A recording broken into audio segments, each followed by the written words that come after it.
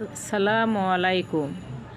যারা কাবা শরীফে এখনও যান নেই উমরা হজ বা বড় হজ করতে, যারা যাবেন বা কোনো আত্মীয়স্বজন গেলে বইলা দিবেন, যখন আপনি হেরামের পাশে মসজিদের গেট দিয়ে ঢুকবেন, দূরের থেকে একটু একটু কাবা শরীফের দৃশ্য দেখতে পাইবেন।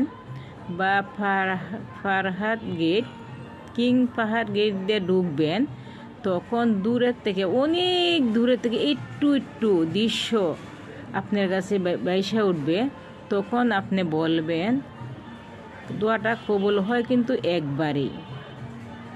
তখন আপনি প্রথম দেখার সাথে সাথে বলবেন, আল্লাহ 10, 12, 15 আমি যত দিন থাকবো, আমি যত দোয়া করবো, এই দোয়াগুলি আল্লাহ আমার কবুল করে নিও, আমার কবুল যেন হয় এই দোয়াগুলি।